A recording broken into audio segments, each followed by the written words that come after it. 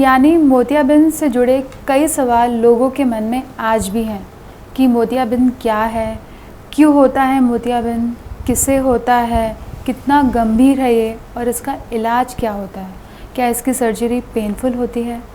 आज आपके इन्हीं सवालों का जवाब देने के लिए आज हमारे TNN न्यूज़ स्टूडियो में मौजूद हैं दो खास मेहमान। पहले डॉक्टर मोनिका जेठानी, ये एक ऑप्थेल्मोलॉजिस्ट हैं, और साथ ही डॉक्टर जितेंद्र जेठानी जी जो पीडियाट्रिक ऑप्थेल्मोलॉजिस्ट हैं। आप दोनों का स्वागत है सर और मैम TNN न्यूज़ में। थैंक यू मैम, आपसे पहले मैं जानना चाहूँगी कि मोतियाबिंद क्या है और कैसे पहचाने आपको मोतियाबिंद हो चुका है ताकि इसका इलाज जल्द से जल्द हो सके। मोतियाबिंद क्या है जानने के लिए हमें आँख की संरचना को जानना महत्वपूर्ण है। तो ये हमारी आँख का कट सेक्शन है, ये आगे का भाग है जिसको हम कॉर्निया बोलते हैं। उसके पीछे एक लेंस होता है, ये मैं आपको दिखाना चाहूँगी। ये लेंस है जो कि पारदर्शी होता है। अगर मैं देखना चाहूँ तो मैं इसके आर पार देख सकती हूँ क्योंकि ये ट्रांसपेरेंट है, कांच की तरीके से है। तो जब इंसान यंग होता है, छोटा बच्चा होता है, ये लेंस हमारा ट्रांसपेरेंट होता है। इसीलिए जो लाइट है वो कॉर्निया कीकी से पास होके, वो होल जो दिख रहा है उसको हम प्यूपिल बोलते हैं, उससे पास होते हुए, लेंस से पास होते हुए पर्दे पे पड़ती है, जिससे कि क्लियर इमेज बनती है और हम देख पाते हैं। पर जैसे कि हम सबकी उम्र होने ही वाली है, हम सबके बाल सफ़ेद होते ही होते हैं, वैसे ही मोतिया जो है वो एक एजिंग प्रोसेस है, उम्र का चेंज है। सो जैसे ये जो ट्रांसपेरेंट लेंस है, जब ये ट्रांसपेरेंट नहीं रहता, जब इसमें लाइपोफ्यूस्चिन नाम का एक पिगमेंट डिपॉजिट होता जाता है जो कि उम्र के कारण होता है, तब वो इस तरीके से येलो हो जाता है, राइट। जब येलो हो जाता है तब आपकी जो दृष्टि है, जो आप लाइट पास हो रही थी, वो होना ऑब्वियसली कम हो जाती है, और उम्र बढ़ती है वो और डार्क येलो और ब्राउन हो जाता है। फिर आपने सुना होगा कि पका हुआ मोतिया हो गया है, मोतिया एकदम पक गया है, तो वो ऐसा, और जब आपने छोड़ दिया तब एकदम सफ़ेद हो जाता है, जब पेशेंट को बिल्कुल भी दिखना बंद हो जाता है। अगर हम एक एग्जाम्पल लें तो अगर कांच है, अगर आप उस कांच के आजू बाजू देख रहे हो, ट्रांसपेरेंट है तो आप क्लियर देख सकते हो, पर जैसे आपने ये भी देखा होगा कि पीले कलर का कांच होता है या ब्राउन कलर का कांच होता है, आप उसके आर पार देख सकते हो पर आपकी जो विजिबिलिटी होती है वो कम हो जाती है। सिमिलरली मोतिया में होता है। मैम, दूसरा सवाल आपसे ही है कि कैटरेक्ट होने का क्या कारण है और किसको हो सकता है ये। जैसे मैंने आपको पहले भी बताया, कैटरेक्ट का जो सबसे इम्पॉर्टेंट कारण है वो एजिंग ही है, उम्र के कारण ही होता है। पर उसका मतलब ये नहीं है कि सिर्फ ये एक 65 साल के बाद ही हो सकता है। बच्चों में भी ये पाया जाता है, जन्मजात भी हो सकता है, और जो यंग लोग हैं 20 साल, 25 साल, 30, 40 साल, किसी की भी एज में ये मोतिया हो सकता है। क्यों? यंग एज जो होती है उसमें एक अलग वैरायटी का मोतिया पाया जाता है जिसको हम ऊंधा मोतिया कहते हैं। उसको हम अंग्रेज़ी में पोस्टीरियर सब कैप्सुलर कैटरेक्ट कहते हैं। उसमें सिर्फ बीच में, लेंस के बीच में छोटे छोटे डॉट्स हो जाते हैं जो आपकी दृष्टि में बहुत ज़्यादा तकलीफ़ करते हैं। उसका सबसे इम्पॉर्टेंट सिम्टम ये है, जब आप रात को गाड़ी चला रहे हैं और सामने से लाइट आती है तो आपकी आँख एकदम चकाचौंध हो जाती है। अब जैसे मैंने आपको बताया कि ये एजिंग चेंज है, तो ये यंगस्टर्स में कैसे हो जाता है? अगर जिन लोगों ने किसी भी फॉर्म में लंबे समय तक स्टीरॉइड्स लिए हैं, वो किसी भी फॉर्म में हो सकते हैं, पेशेंट कभी कभी रियलाइज़ भी नहीं कर पाता है। इवन अगर आप स्किन ऑइंटमेंट्स लगा रहे हैं किसी स्किन की कंडीशन के लिए, सोरियासिस है, कुछ भी ऐसा प्रॉब्लम है जिसके लिए लंबे समय तक के लिए आपने स्टीरॉइड लगाए हैं, उनसे ये पोस्टीरियर सब कैप्सुलर कैटरेक्ट होने का खतरा हो सकता है।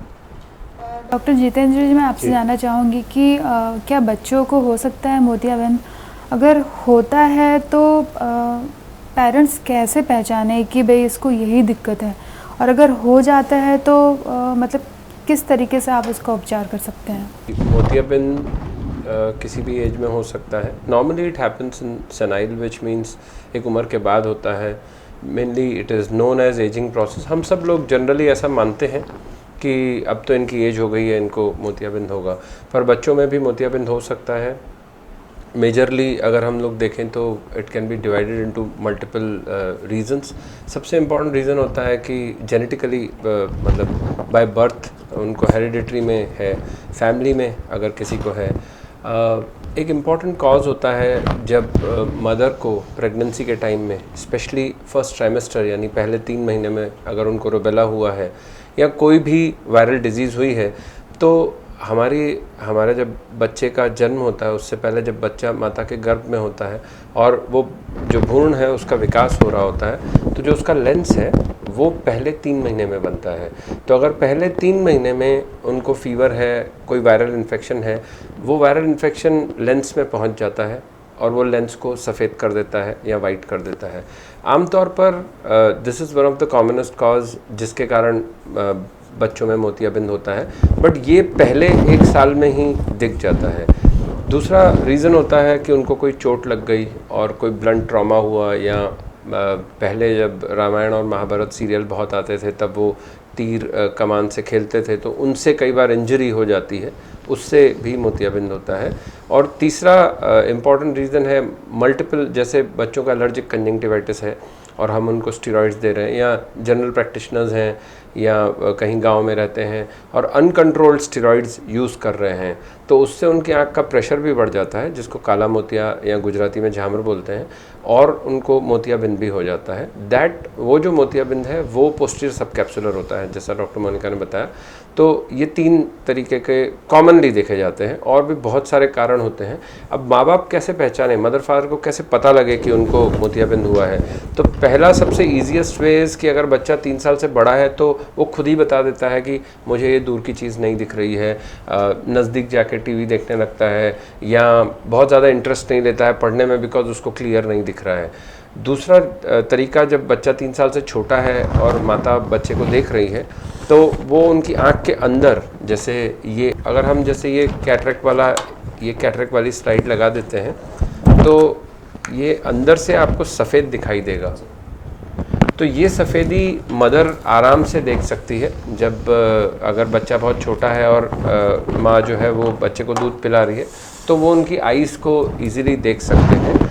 और अगर कभी किसी बच्चे को निस्टैग्मस यानी उसकी आंखें हिल रही हैं या उसकी आंख क्रॉस हो गई है, तो ऐसा हो सकता है कि अंदर मोतियाबिंद हो और उसके कारण उसकी आंख क्रॉस हो गई हो, या उसकी आंख बहुत फोकस नहीं कर पा रही हो।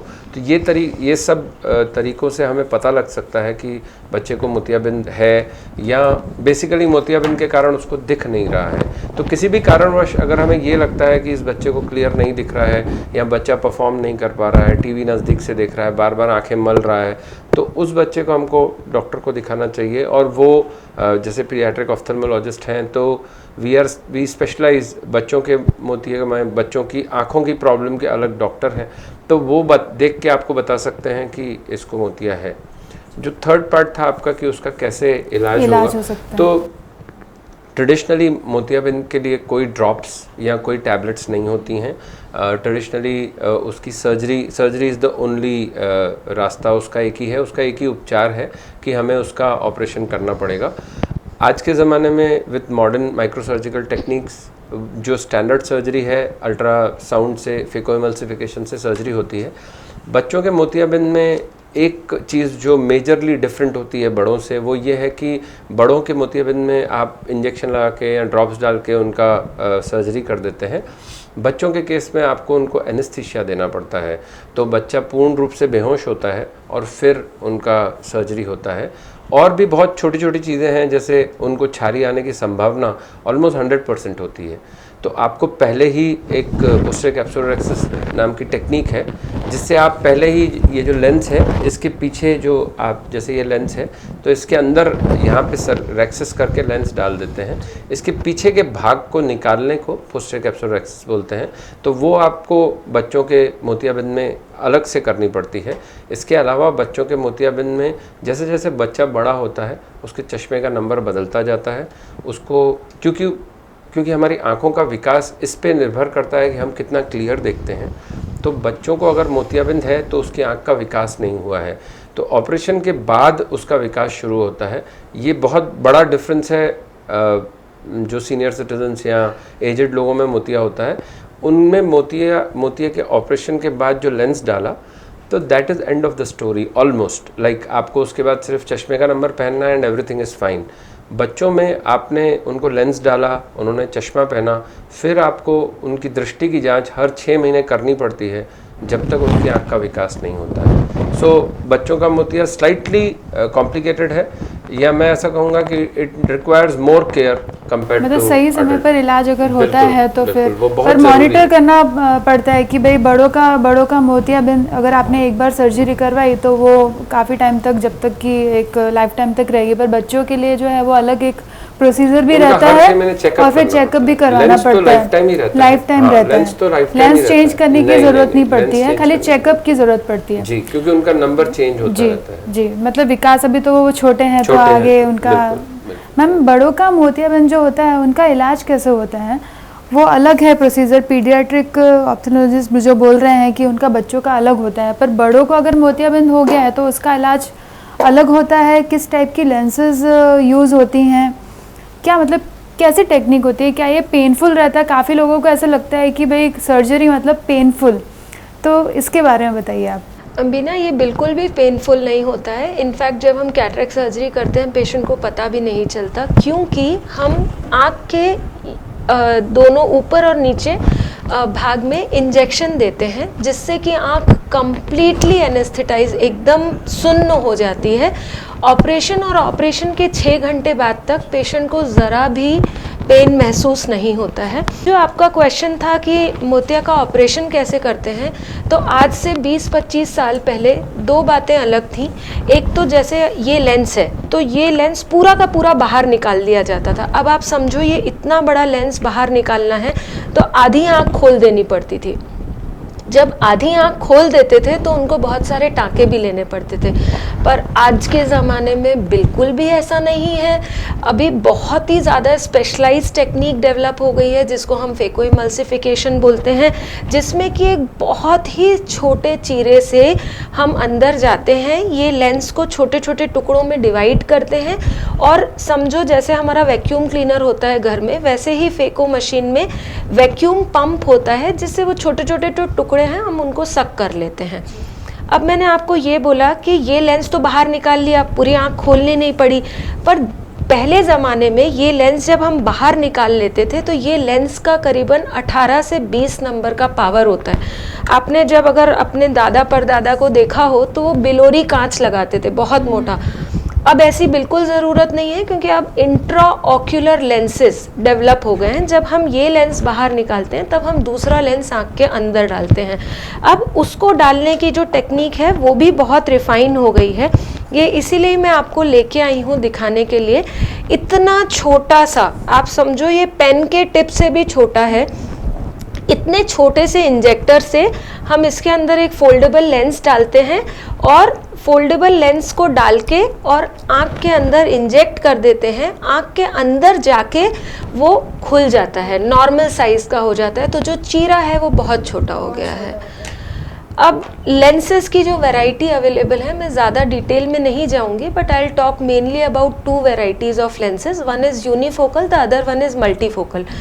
मल्टीफोकल काफ़ी महंगे होते हैं, पर हम हमारे पेशेंट्स में मल्टीफोकल सजेस्ट नहीं करते हैं क्योंकि उसमें उसका फ़ायदा ये है कि यूनिफोकल लेंसेज एक ही डिस्टेंस के लिए देखते हैं, मतलब दूर के लिए देखते हैं।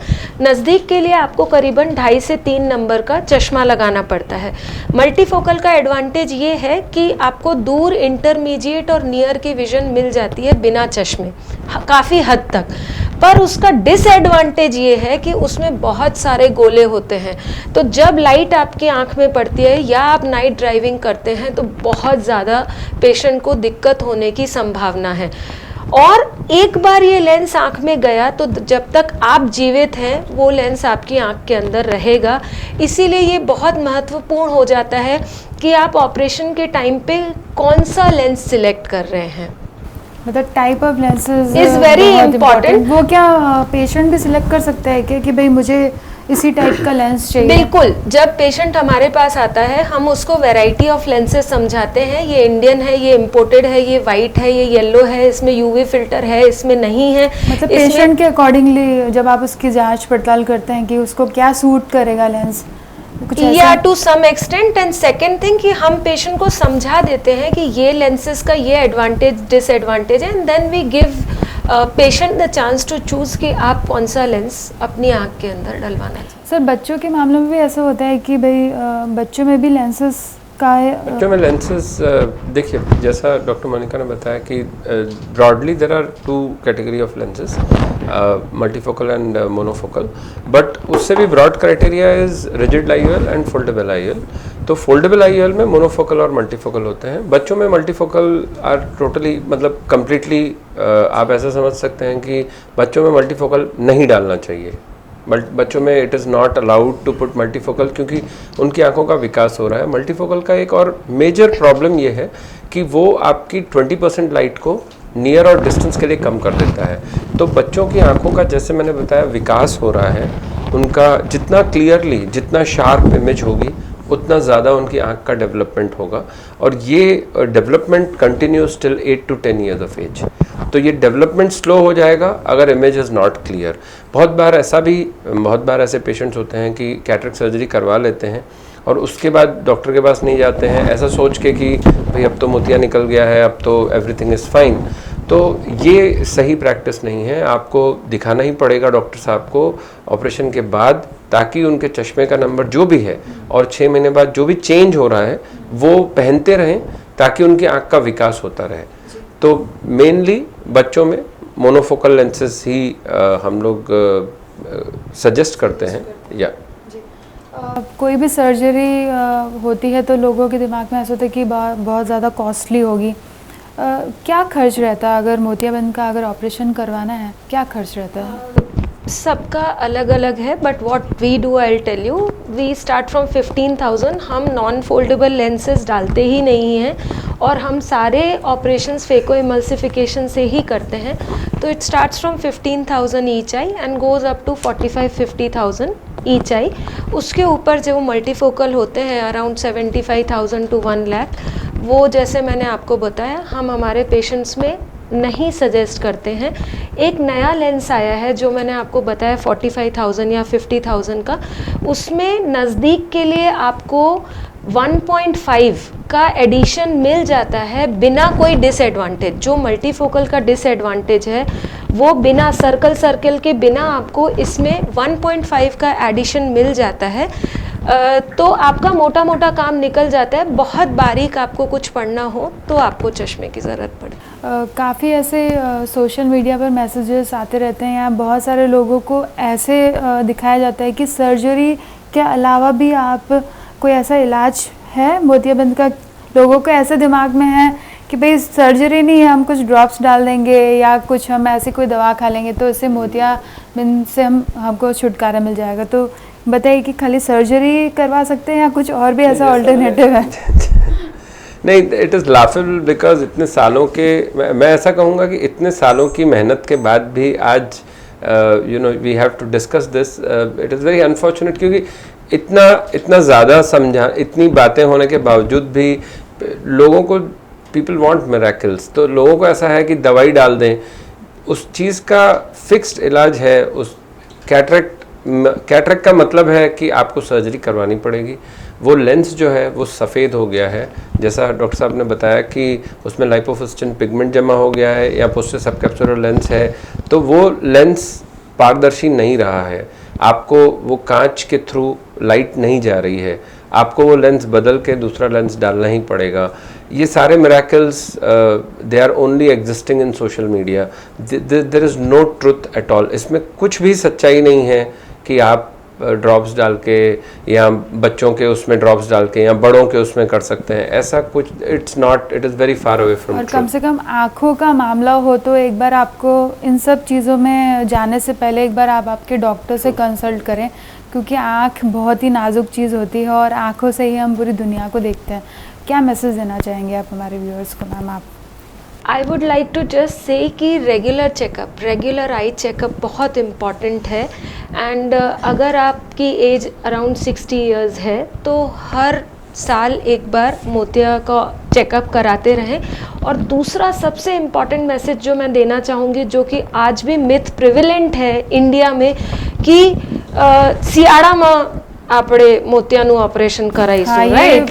That is very prevalent. आज भी मैं सुनती आ रही हूँ, जो कि इतना गलत है, उसका कोई भी लेना देना नहीं है। Winter has got nothing to do कि आप उस सीज़न में, आप किसी भी सीज़न में, आप एकदम भरी मई की गर्मी में भी आप कैटरेक्ट करा सकते हैं, आपकी आँखों को कोई नुकसान नहीं होगा। सर, आप क्या मैसेज देना चाहेंगे? आप बच्चों के आँखों से जुड़े हुए उपचार करते हैं, तो आप पेरेंट्स को स्पेशली क्या बोलना चाहेंगे? देखिए, जैसा डॉक्टर साहब ने बताया, will just add to that, आपकी जो भी एज है, whether you are 60, 40, whatever is your age, आप मोतियाबिंद के लिए नहीं, बट आप अपने आँखों के चेकअप रेगुलर करवाइए। 40 के बाद तो आपको वैसे भी बेताले नंबर आ जाएंगे, तो आपको चश्मे की जांच हर 6 महीने करवानी है। बच्चे तो दे आर वेरी स्पेशल, आपको नहीं पता लगेगा कि कब वो बच्चा नहीं देख पा रहा है। मोतियाबिंद उतना कॉमन नहीं है बच्चों में, बट बच्चों को आप रेगुलर चेकअप कराना ही चाहिए। एक कॉमन क्वेश्चन होता है कि बच्चा बॉर्न हुआ है तो हम क्या उसका 1.5 साल में चेकअप करा सकते हैं? बिल्कुल करा सकते हैं। This is the specialisation of paediatric ophthalmologist. हम लोग 1.5 साल में 1 साल के बच्चे का चेक करके बता सकते हैं उसको मोतियाबिंद है कि नहीं, वो तो बता ही सकते हैं। उसको चश्मे का नंबर आएगा कि नहीं आएगा। अगर चश्मे का नंबर आएगा, वो बढ़ सकता है, ड्रॉप्स डाल के उनके नंबर को रोक सकते हैं, और कोई प्रॉब्लम है कि नहीं है। तो बच्चों का देखिए, बड़ों का क्या है, दे कैन कंप्लेन।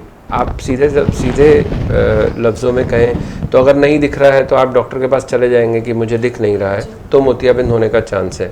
पर बच्चे कंप्लेन नहीं करते हैं, they basically adapt to whatever parents से, या जैसा भी घर में चल रहा है, जैसा भी माहौल है। तो इट इज़ वेरी इंपॉर्टेंट कि हम बच्चों को डॉक्टर के पास ले जाएं और फिर डॉक्टर साहब से पूछें कि उसको कोई दिक्कत है कि नहीं है। अभी तो कोरोना के कारण, जो टीवी मोबाइल के कारण जो बढ़ गया है, उसमें तो we should go to doctor. हर 6 महीने में हमको चेकअप कराना ही चाहिए। क्या है, क्यों है, बिना डॉक्टर को पूछे इट बिकम्स वेरी डिफ़िकल्ट, क्योंकि बच्चों को नहीं पता लगता है, और पेरेंट्स को भी फिर सोशल मीडिया का सहारा लेना पड़ता है कि कुछ और कुछ करें। तो it is always a good thing to go to a specialist और उससे पूछें कि क्या ज़रूरत है, कोई प्रॉब्लम है, नहीं है। जी, thank you so much doctor Monika Jethani ji और डॉक्टर जितेंद्र जेठानी जी।